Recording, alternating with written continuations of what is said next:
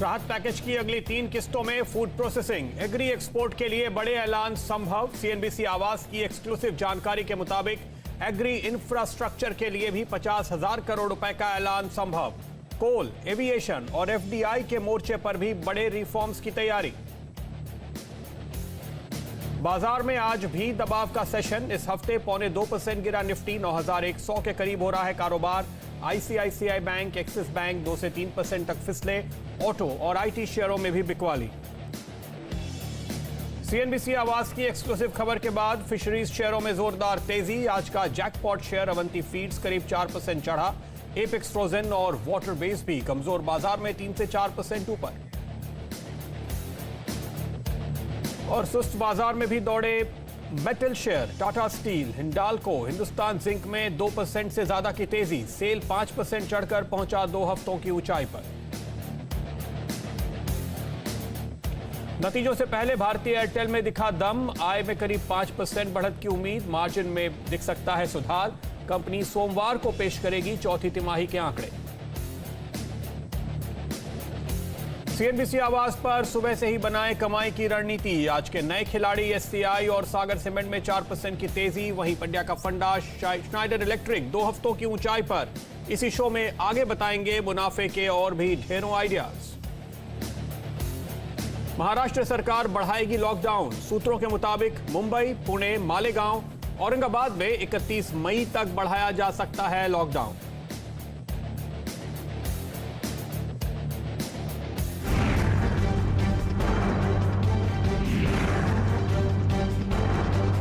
किसानों के लिए करीब 2 लाख करोड़ रुपए का स्पेशल क्रेडिट फैसिलिटी मुहैया कराने का ऐलान वित्त मंत्री कर सकती है। Nearly 2 lakh crores of concessional credit will be extended to boost the farming activities. कि सबसे बड़ी घोषणा हो सकती है आपको स्ट्रीट वेंडर के लिए। स्ट्रीट वेंडर को आसान शर्तों पर उनको क्रेडिट मुहैया कराया जाए। इनके लिए खास स्पेशल क्रेडिट स्कीम लाई जा सकती है। The government will launch the special scheme which will facilitate easy access to credit for all the street vendors. देखिए, यहाँ जो मुझे जानकारी मिली है उसके मुताबिक जो मिडिल इनकम ग्रुप के लोग हैं वो अगर घर खरीदेंगे तो होम लोन पर सरकार सब्सिडी देगी। सरकार उस स्कीम को अगले 1 या 2 साल के लिए और ज्यादा बढ़ा सकती है। This scheme, which is credit linked subsidy scheme, is being extended up to March 2021.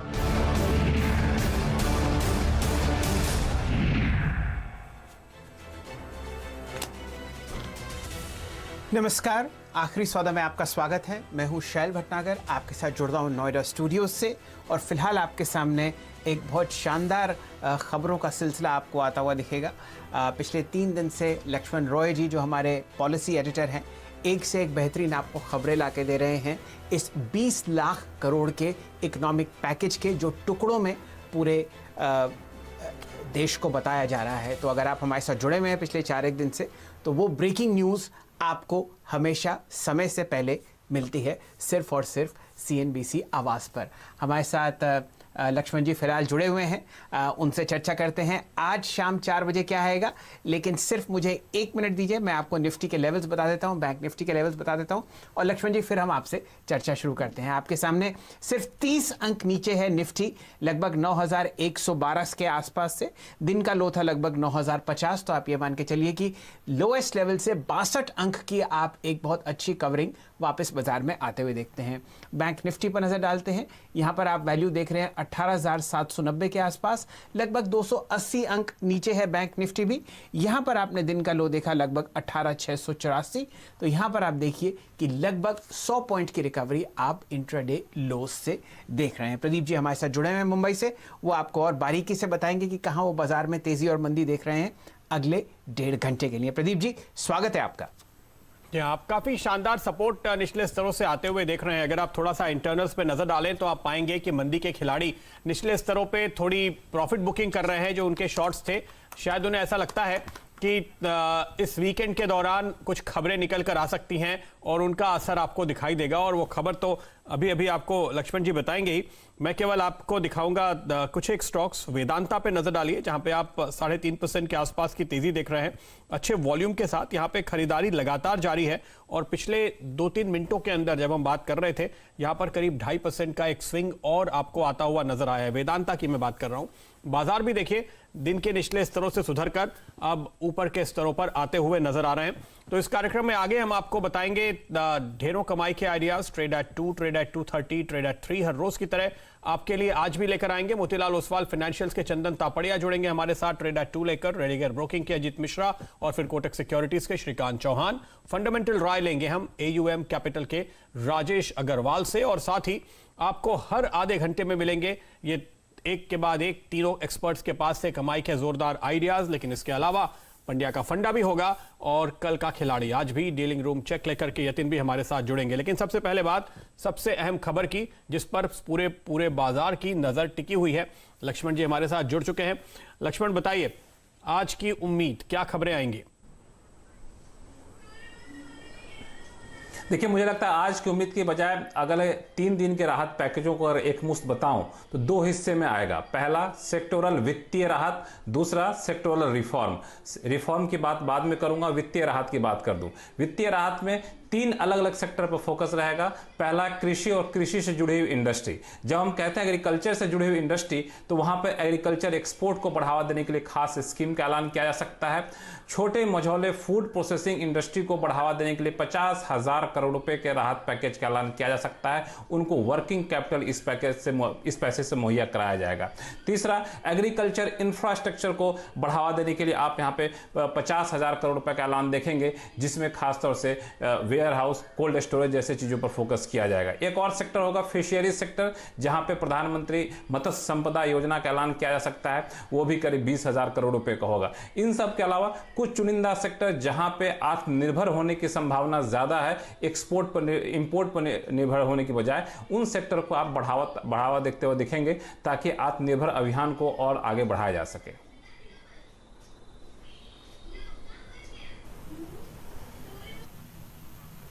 चलिए, ये आपको राय मिल रही है लक्ष्मण जी से, और इन चीज़ों को आप एक कॉपी और पेंसिल लेके लिख लीजिए, और जैसे जैसे फिर finance minister Shrimati Nirmala Sitharaman ji announcement करती हैं, आप उनको चेक कीजिए कि क्या क्या लक्ष्मण जी ने बताया और क्या क्या फाइनेंस मिनिस्टर श्रीमती निर्मला जी के पिटारे में से आपको बाहर निकलता हुआ दिखा। चलिए वापस बाजार पर नजर डालते हैं। चंदन तपड़िया साहब हमारे साथ जुड़ चुके हैं। चंदन जी, बचे हुए 1.5 घंटे के लिए कोई शानदार कॉल दीजिए। आपके सामने निफ्टी सिर्फ 31 पॉइंट नीचे है, एडवांस डिक्लाइन रेशियो 17 से 33 है, लगभग 1:2 का। बैंक निफ्टी में आप हर एक शेयर जो बढ़ रहा है उसके सामने 5 गिरते हुए देख रहे हैं। रिलायंस इंडस्ट्रीज दिन के न्यूनतम लेवल से बहुत शानदार तरीके से पोजिशनड है। अब आप बताइए, आपका क्या पिक है बचे हुए 1.5 घंटे के लिए? जी देखिए, ट्रेड एट 2 की बात करें तो यहाँ पे अपोलो हॉस्पिटल पे हम खरीदारी की सलाह देंगे। इस काउंटर में देखिए आज 6 से 7% के ओपन इंटरेस्ट बढ़े हैं और काउंटर में लगभग 5% का मोमेंटम देखा है। अब अर्ली स्केल पे देखिए तो लगातार 5वें घंटे से यहाँ पे हायर राइज हायर लोज बन रहा है। पिछले वीक का जो लो है इस काउंटर ने अच्छे से रेस्पेक्ट करके और 1260-65 के लेवल से टर्न हुआ है, और इनफैक्ट पिछले 7 दिन का जो हर्डल है 1340, उसके ऊपर ये पिछले 2-3 घंटे से होल्ड करके और डिसाइसिवली मोमेंटम देने के लिए तैयार हो रहा है। और टेक्निकल मूविंग एवरेज की बात करें तो 50 दिन का मूविंग एवरेज यहाँ पर निकल रहा है। तो सारे इंडिकेटर्स यहाँ पे पॉजिटिव सेंटीमेंट बता रहे हैं। इसके लिए अपोलो हॉस्पिटल पे खरीदारी की सलाह रहेगी। 1330 का स्टॉप लॉस रहेगा और हमारा मानना है यहाँ पे 1410, 1420 तक के टारगेट अपसाइड में बनने चाहिए।